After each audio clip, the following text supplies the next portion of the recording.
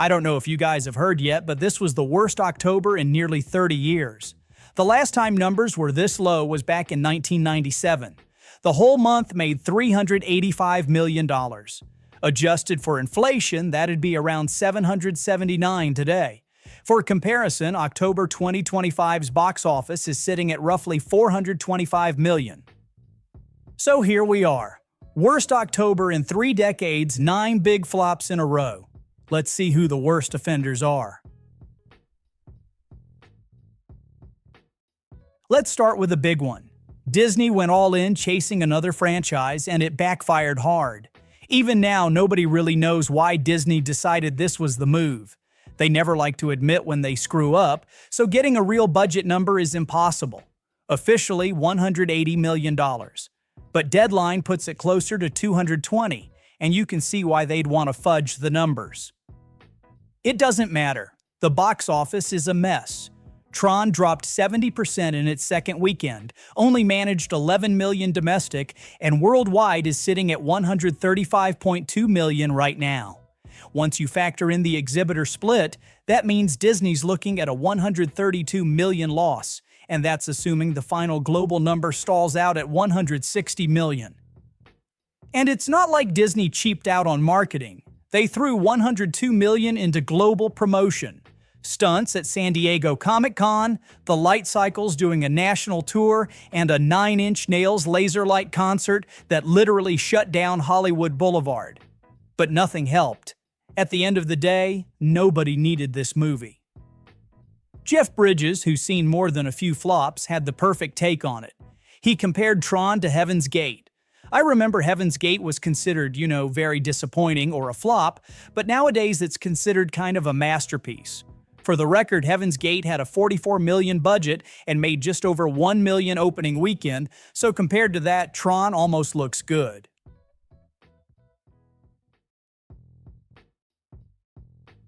Vanity Fair once called Channing Tatum the biggest male star since Pitt or Clooney, but even that doesn't move tickets these days. Roofman ended up as another October flop. The movie's different from most failures, though. This is a smart and heartfelt story, the kind of character-driven film studios almost never make anymore. Roofman's built around the real story of Jeffrey Manchester, a U.S. Army reservist who started robbing fast food joints. Tatum plays Manchester, and Kirsten Dunst co-stars. You've got 2 huge talents at the center, both giving career-best performances. Tatum is honestly better here than I've ever seen him. The direction is sharp, coming from the guy behind Blue Valentine and Place Beyond the Pines.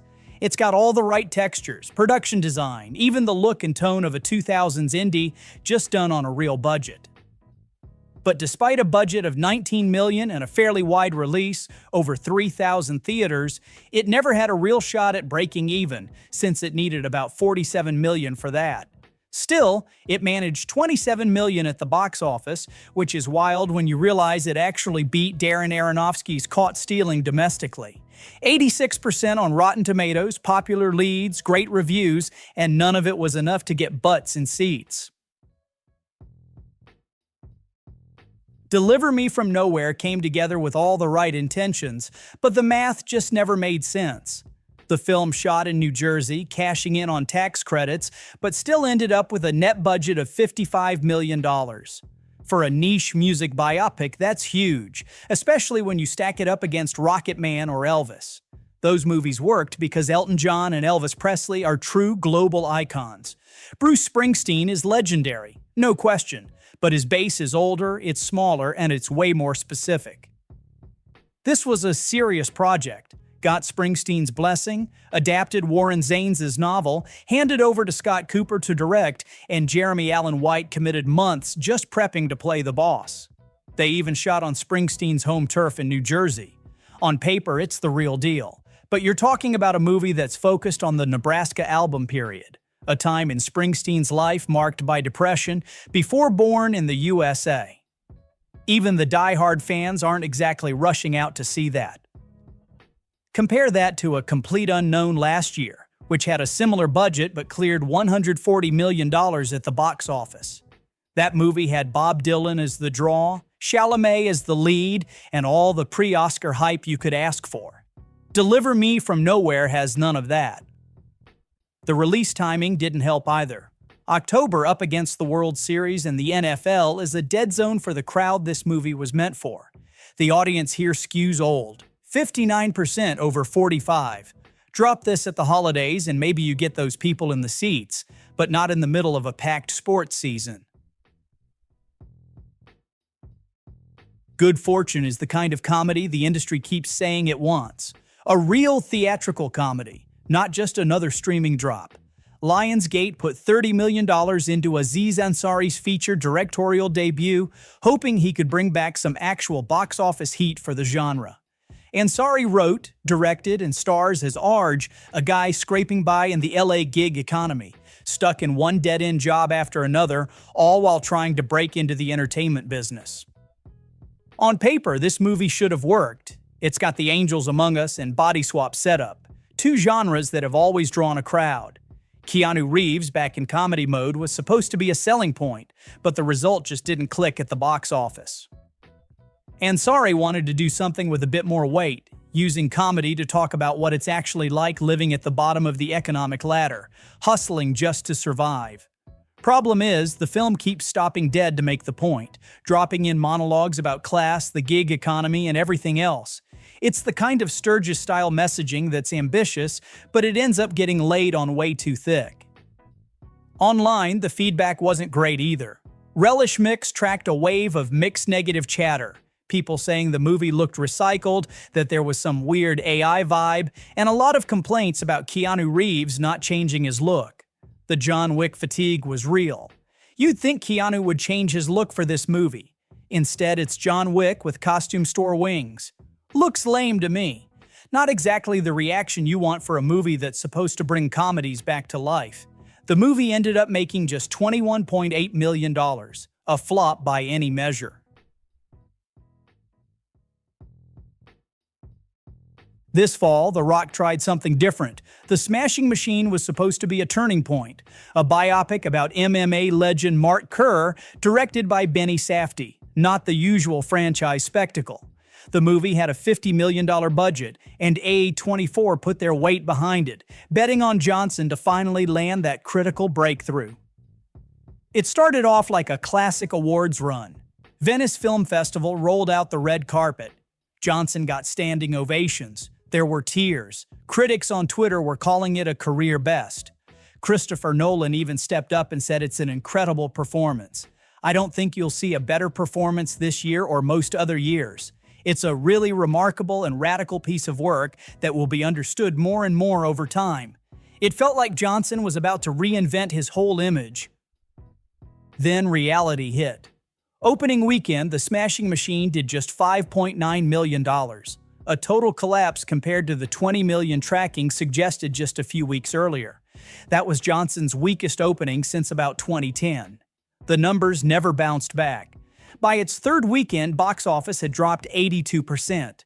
Now the movie is basically done, ending its theatrical run at 11 million domestic, 19 worldwide. Against a $50 million budget, that's a box office disaster. Still, Johnson took it all in stride. In our storytelling world, you can't control box office results, but what I realized you can control is your performance and your commitment to completely disappear and go elsewhere. And I will always run to that opportunity. Nobody expected Bugonia to blow up the box office. It's a Yorgos Lanthimos film. By now, everyone knows what that means. No matter how much you throw at marketing, it's never going to be a Marvel-sized hit. Still, there's something wild about the money involved here. The budget came in at $55 million. Then Focus picked up the rights for another 45, so right off the bat, you've got $100 million sunk into a movie that was never going to cross into the mainstream. The movie became Lanthimos and Stone's fifth team-up, if you count their short film, Bleat. When Bugonia went wide, it landed Lanthimos his best opening ever, even better than Poor Things or The Favorite. On paper, that's a win. But let's put it in perspective. Those two earlier films started small, then rode awards buzz all through the holidays and into spring. Bugonia's release plan was totally different. They pushed it wide over Halloween, expanded to 1,800 locations, tried every angle. including free screenings for anyone bald or willing to get a shave right there in the lobby. None of it helps so far.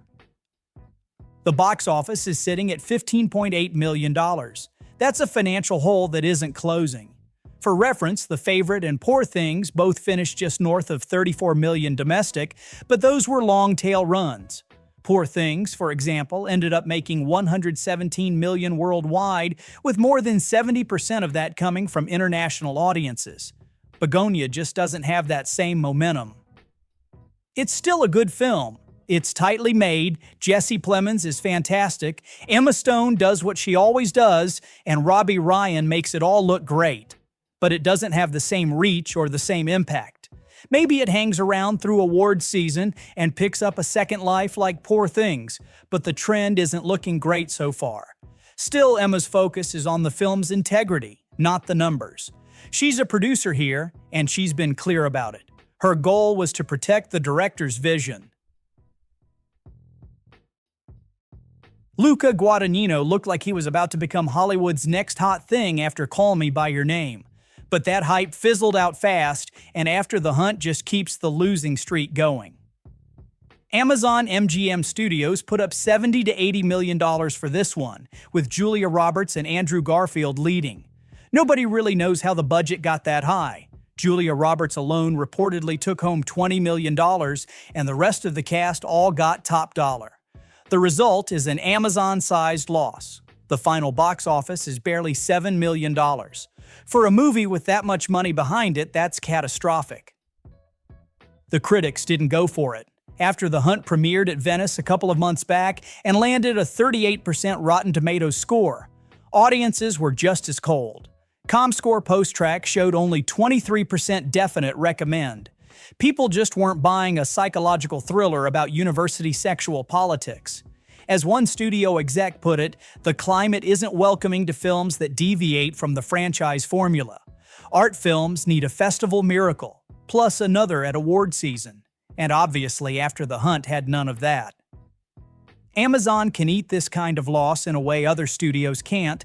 Eventually, it'll just get parachuted onto Prime Video, no matter what the box office does. Still, nobody's pretending this whole budgeting thing makes sense. Last year's Anora cost $6 million and turned out better in every way. No clue where that $70 million really went on here, but it sure didn't show up on the screen. Since 2022, Jennifer Lopez hasn't had a hit either at the box office or on the charts. Her film Atlas bombed, her This Is Me Now documentary went nowhere, and the album itself flopped hard enough that her tour got scrapped. Kiss of the Spider-Woman was supposed to change all that, but it just added to the string of disasters. She must be getting a little desperate by now. This remake was meant to be bold, a $30 million musical adaptation of the 1985 classic with J-Lo out front and Bill Condon directing. Condon isn't some rookie. He's the guy behind Dreamgirls and Beauty and the Beast, real hits. Ben Affleck's Artist Equity was backing it too. The ambition was there, but from the first step, things looked shaky. The film had its world premiere at Sundance. An odd choice for a big musical with mainstream awards ambitions, but that's what they did. Right out of the gate, multiple buyers showed up. Netflix, Amazon, Searchlight, Mubi. But once the reviews dropped, nobody bit. Interest vanished overnight. With no streaming or major distributor deal, the movie landed a modest release through Lionsgate and Roadside. The domestic debut was only $840,000 from 1,300 screens, about $646 per theater. As of now, the total box office sits at $1.6 million. For a $30 million production, that's a wipeout. It's not hard to see why. The rollout was practically non-existent. Roadside buried it. There was no marketing push, no press, barely an email sent out. Public awareness was so low it might as well have not existed. Lionsgate and Roadside had awards season in mind, aiming for an October 10th release to put Lopez in the Oscar conversation. That was wishful thinking at best. The musical itself wasn't even a hit on Broadway, even if it won Tonys. The movie needed word of mouth and a small, careful launch, not a wide dump into theaters where it never stood a chance. After Phantom Thread, Daniel Day-Lewis said he was done. The guy walked away, disappeared for 8 years. Didn't take any roles, just dropped off the radar. Everyone figured he was finished for good. But it turns out the only thing that could get him back was family. His son, Ronan Day-Lewis, a painter and artist, wanted to make his first movie, and together they co-wrote Anemone. That's what finally brought Daniel back to acting. On paper, it should have been a big deal. Day-Lewis comes out of retirement for the first time in almost a decade, and it's a father-son project. Focus Features stepped up, gave the film a decent release, over 1,000 theaters, and the whole thing lined up right in the middle of awards season. The budget was $14 million, but none of that mattered. The movie completely tanked at the box office. For most of the country, it was only in theaters for a single week, and even then, it was just a couple of showings a day, always in the afternoon. If you have a job, you never had a shot at seeing it. It opened October 3rd, but just 18 days later, Focus already gave up and dumped it to video on demand. There was zero marketing. The only chance this had was if the critics went nuts for it. But the reviews were flat, just plain mediocre, even though people said Day-Lewis and Sean Bean both delivered. Without hype, there was no word of mouth, and the Oscar buzz just fizzled out. At best, Day-Lewis might sneak in with a nomination, but even that's not guaranteed. The only really remarkable thing about this one is that it got Day-Lewis out of retirement. After years away, he admits he probably looked foolish leaving and maybe just as foolish coming back. Still, maybe this means we get to see him in more roles going forward.